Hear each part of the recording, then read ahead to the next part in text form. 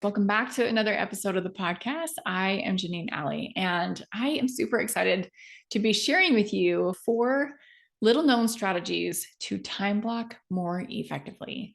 You might know about time blocking already, but I am going to be sharing these 4 little known strategies to help you up your game today inside of the podcast. But before we get to the content, I want to just say, if you are enjoying the podcast, please leave me a favorable review over on whatever platform that you're listening to the podcast on.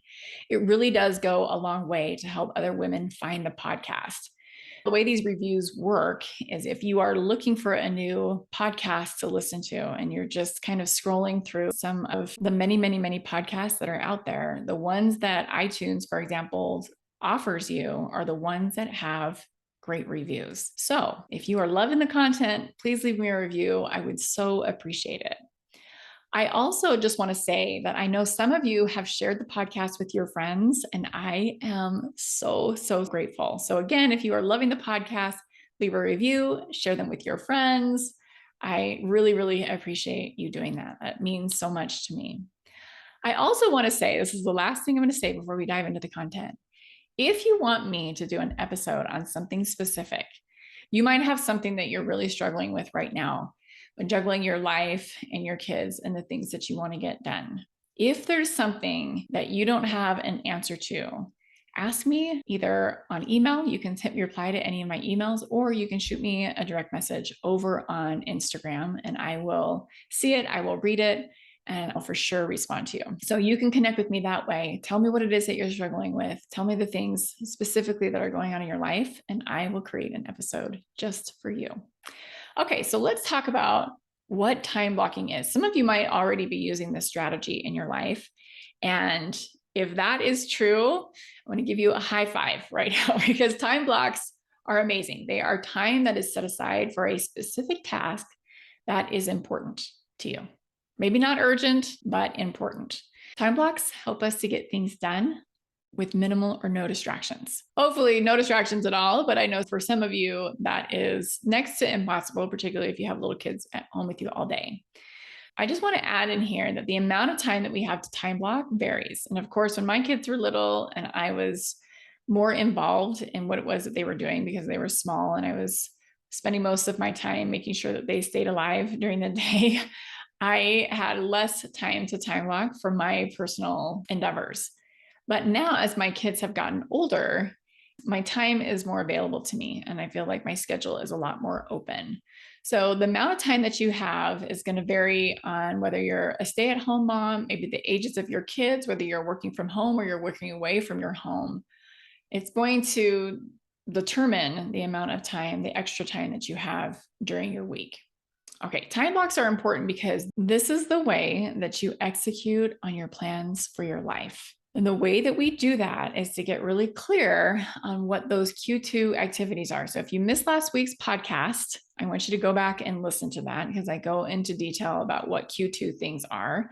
Those are things that are important to you, but not urgent. So things like your personal development, or maybe your health, taking fitness classes at the gym, or learning how to cook healthy, or writing. Like all of those things can be things that are Q2, things that are really easy for us to push off into the back burner, right? They're hard for us to get to. So time blocks help us to stay really focused on the result that you want to create. And they help us to make sure that we're setting the time aside in order to get those things done. So we've all been in a place where time just seems to get away from us. There are things that you want to get done, but you spend the majority of your time distracted or making excuses for why you're not ready, or you don't know how, or you don't want to do it. And by the end of the day, if you're just reacting to your life and getting things done that feel urgent to you but are not important, your days kind of feel blah. You don't feel like there's any excitement or any motivation to doing things, and you don't feel excited about getting out of bed. So time blocks help you to minimize distractions. They help us to have less wasted time in our lives and really move the needle on things that are important. Because the truth is, nothing kills productivity like distractions or like context switching, right? Where you sit down to get something done and you're like, oh, wait, I forgot to order that thing on Amazon. Or maybe I should just check in and see what my friends are doing over on Facebook. Or dang it, I forgot to send that email. And so you're all over the place. There's so much time and energy that is wasted in context switching when you're sitting down to do one thing and you're juggling like 5 things at once. Right? So much of our energy is lost in transition. In fact, it takes us about 23 minutes to get back to a task once we've moved away from it. I want you to just process that for a second. 23 minutes. I want you thinking about how much time that is, particularly if we've got 5 or 6 different windows open on our computer and we're trying to do all of the things at the same time. Okay, so time blocks are just for one thing at a time, and you do that thing until it's completed. That's what the focus is. Okay, like I said, it's just so easy for us to react to our lives. In fact, I was just talking with one of my clients about this, where she just felt like it's summer. I want to do all the things. I want to hang out with all the people. I want to support my kids and all the things that they want to do. And it's so easy for us to overschedule our lives to the point where we feel behind and we feel frazzled and we feel burned out. And what happens when we do this is we start cutting corners in other things. We don't have enough time to make dinner, or we're staying out and we're staying up late, or we're getting up really early to try and catch up and pick up the slack off of days that we mismanaged our time and we're trying to cram too many things in.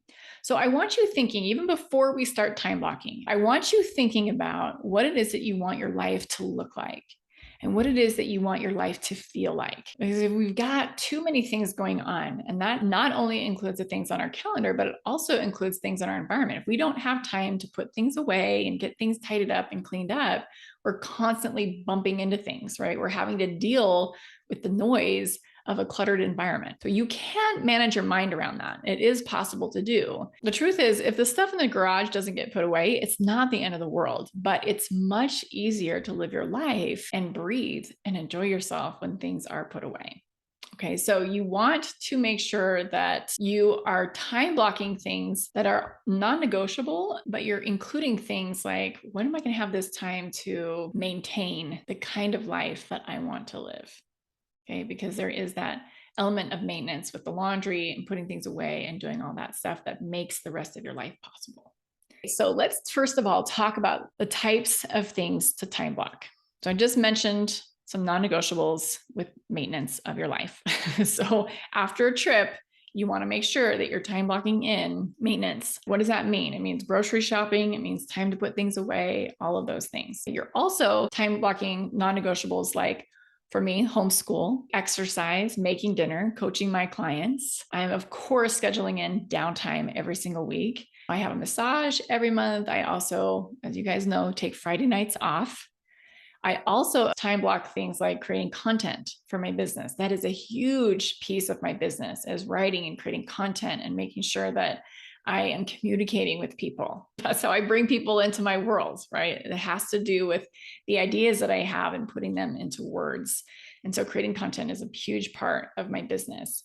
I also, of course, time block podcasting and masterclass time, or working on my business, which for me happens on Friday. So working on my business for me means customer service things, managing my bookkeeping, or even planning goals for the quarter and putting those goals on my calendar so that I know which metrics I need to be meeting for that particular month or that particular week. I also time block my own continuing education. And sometimes I combine this. So if I'm going for a walk, sometimes I'll listen to an audiobook.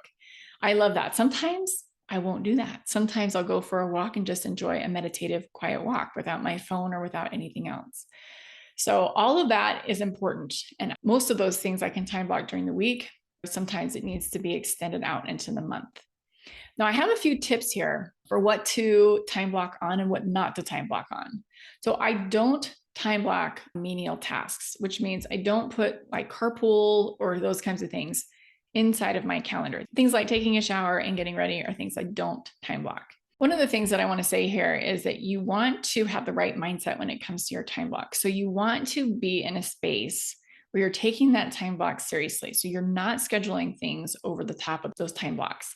You might be like, but what if something comes up? You want to have that time blocked on your calendar. You want to have white space in your calendar. So when things do come up, you have a buffer. You have some leeway that you can take care of things that come up during the day.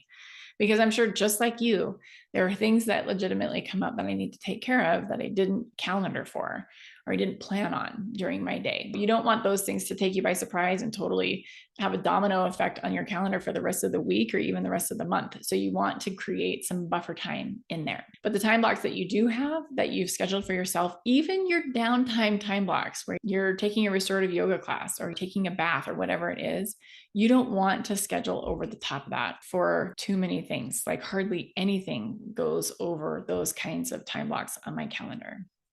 Okay, the last thing that I want to say here, and this might be surprising to you, is when you're thinking about the routine of your day, you generally want your days to flow similarly to each other. You want the flow or the routine of your day to feel kind of boring. Now, that's not necessarily saying that the time blocks themselves are boring. Like the things that I have inside my time blocks light me up. But the actual structure of my day is fairly simple. It's pretty predictable and it's pretty boring, actually. One of the reasons why I say this is because I was reading a book one time that was talking about Charles Schulz's schedule. He's the creator of the Peanuts cartoon. If you guys remember that from long ago, I remember reading Peanuts when I was a kid, eating my breakfast every single morning.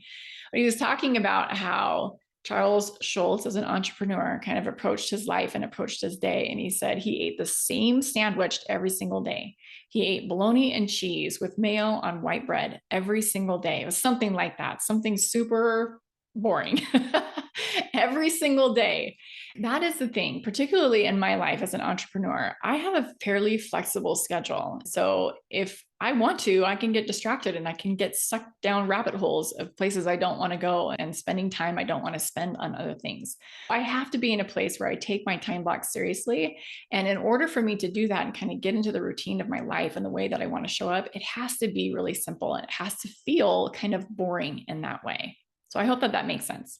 Okay, the second tip that I have for you is you want to pay attention to your energy during certain times of the day and during certain times of the week. So I know for myself, for example, that I am a morning person. And so I love to wake up and get writing right away, not immediately. I take about 30 minutes for my own personal things. And then within 30 minutes of me waking up, I'm writing. And the reason why I do this is because I have fresh ideas. The little demons that I have in my mind that tell me this isn't good enough or who do you think you are pretty quiet in the morning. And so I can get a lot of really good writing done. I can crank out a lot of content in that time if I write before I head out to the gym. So I write and then I head out to the gym. And then during the school year is when I do my homeschool with my daughter, Emma. I get that all done in the morning. So that's kind of how the flow of things look for me. And just because I know my energy is the best in the morning, I get done with a lot of creative work and a lot of harder tasks in the morning, just because I know my energy is up and I can take it on and it's fun for me during that time. If I chose to have a writing block at 5 p.m., that's no way is that going to happen at 5 p.m. for multiple reasons. But my energy at 5 p.m. is more like just getting things done that feel pretty rote to me, like making dinner or something. So I want you thinking, when are you the most energized during your day? And how can you fit in more of those Q2 types of activities, like things that are important to you and things that are not urgent? So maybe that's creative work for you, or maybe it's your hardest tasks. Those kinds of things you want to schedule when you're feeling energized and you're feeling fresh and you're feeling really alive. I have to tell you that I still love getting up early on my weekends, but there is a different flow to my weekends. There have been many times where I've tried to schedule in tasks on the weekend and it feels really hard, even in the morning when my energy is up, because there's things that I would rather spend my time doing. And so I have been intentional with those choices and those decisions, and that is fine. So I want you thinking about not just the 5 days of the week, but also your weekend energy and the things that you want to be doing during your weekend and how you want your weekends to flow and how you want your weekdays to flow and all of those things. So time block those things in. I love to time block in, of course, time with my family and time in my garden and time doing fun things on my weekend. I also love to schedule in a little extra downtime on my weekends. And like I said, just fun things on the weekends that I wouldn't do during the week. So you want to kind of take a look at your days overall. And then also, I think sometimes not just weekend days, but also days of the week. Fridays are the days of the week that I do more menial style tasks at the end of the week. I'm just tired at the end of the week. So it's a little bit easier for me to take on some admin kinds of things. So just kind of look at that overall in your life and think about how you can time block more effectively. Just looking at days of the week versus weekends versus the whole week as well. Okay, the third tip that I have for you is to schedule in your white space first. So what I mean by that is you not only want to schedule in your buffer time, but you want to schedule in your downtime activities first. When are you going to take a break? How are you going to take that break? I schedule in a massage every single month. You might schedule in a manicure, or you might schedule in book time. You might want to watch a movie. There's so many things that we can do during our weeks where we are taking a breather from life. You don't want to schedule in your downtime when it's work time. Even though you schedule your downtime first, you don't necessarily want to put your downtime first in the day. You want to take your break when you've earned it. And that is kind of the way that I think about it. So I need to get my work done first, and then I can really take a well-deserved, relaxing break. If I take my break first, and I do this sometimes because I'm procrastinating something, or I just don't want to do something, and I talk myself into taking a break first, my mind is constantly like, we got to do this, we got to do this, we got to do this. It is not a relaxing experience. So you want to schedule your downtime first. It doesn't necessarily mean it comes first during your day. All right. I also want to tell you here is to schedule your hardest work first. I don't know if any of you have read Eat That Frog by Brian Tracy, but he talks about how important it is to get the hard things done first. You want to think about it as kind of the 80-20 rule. 20% of the things that you get done give you 80% of your results in your life. So get done with those harder tasks, those 20% tasks earlier on in your day. And then it creates 80% of the results that you have in your life. It's pretty awesome. It's like magic. So those are my tips with that. The last thing I want to say here is you want to take the time during your week, and you can actually time block this. I time block this for Fridays. You want to take the time to evaluate and celebrate.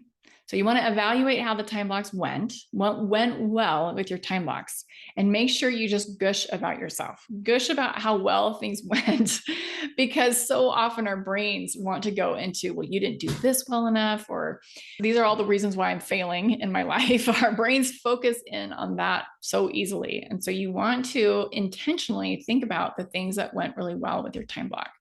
So let me give you an example of this. So this morning I sat down and my brain just could not focus on the things that I was reading. And this has not happened to me in a really long time. My brain was just like, bing, bing, bing. All the things that I needed to get done were like coming to the surface, and it was really hard for me to focus. And so I was thinking, okay, this is not going to work super well right now. What could I do instead? And so I thought, well, how about I listen to a commentary through a podcast on what it is that I'm studying right now, so that I can get some insights and I can get some flow going and I get some context to what it is that I'm studying. I'm sharing this with you because so often what happens is we focus, like I said, on things that are not going well, but I set the time aside and I showed up. That is sometimes the only thing that you can celebrate. It's like you can't always control the outcome of what it is that you're doing, but you can control how you show up. And so I'm celebrating that I did get some insight into what it was that I'm studying, what it is that I'm teaching this weekend. And I also showed up for myself, and I showed up to make that happen. And so those are some of the things that you can do to celebrate and evaluate what it is that you're doing in your life, even if you don't get the result that you want, or even if the outcome is way different than what you expected. The next thing that you can do during this evaluation period is think about what you could be doing better, and thinking about, okay, I didn't get this done during this time. Why not? Do I like my reasons for why not? Or was I just scrolling? Was I just distracted? Was I not paying attention? How could I do that better next time? One of the things that has saved me over and over and over again is my alarm on my phone. I set probably 3 or 4 alarms during the day to make sure that I'm showing up where I'm supposed to be, the time I'm supposed to be there, because so often I've just spaced it. I've just gotten going on something and just lost track of time. So I set alarms in the morning as I'm evaluating what it is that I'm getting done during the day, or what it is that I want to do. I set alarms so that I show up for appointments or for clients or for taking my kids places or picking them up, carpool alarms, those kinds of things. And then it's so important to celebrate your wins along the way. I think, like I said, we have a tendency to focus in on what is not working, but we need to spend more of our time thinking about what you want to do more of. Think about even little things that you want to do more of, or big things that you want to do more of, and celebrate that and focus in on that and schedule that for the following week. Okay. All right. The last thing that I want to talk to you about is following through on your plan. So often what happens is we get going on something, or we want to get going on something, and it's time to show up and we're like, I don't want to. And so you might have a hard time troubleshooting that. You might have a hard time troubleshooting overscheduling with your time blocks, or what happens when things come up, or how do I do this with kids? And I feel like my schedule is ever changing, and we don't know what's going to happen during the day because they are busy people. I want to just tell you that all of this is covered inside of my new course, The Burnout Breakthrough. And I would love for you to join me inside of this course if these are things that you struggle with. We spend 6 weeks together and we go deep on all of the content that's there, all the things that I'm sharing on the podcast and more. So if this sounds really great to you, I want you to start by taking my quiz. I want you to head over to my website at janeenali.com, and I want you to click on one of the calls to action on the front page. It will take you to the quiz. You can take the quiz, get your results. You can get going just off of the information that you get from taking that quiz. And then once you've completed that, you will be getting updates about when the course is going to be live and all of the things that will help you make a decision whether to join me or not for this round. So like I said, head over to janeenali.com, or you can find the quiz off of the link in my bio on my Instagram. So either one, just from taking the quiz, you can gain some insights on your next steps. I hope that this podcast was helpful for you today. I hope that some of the little known secrets of time blocking is going to help you to manage your time better. I hope you guys have a beautiful week. Let me know if you have any questions. We'll talk to you soon. Take care.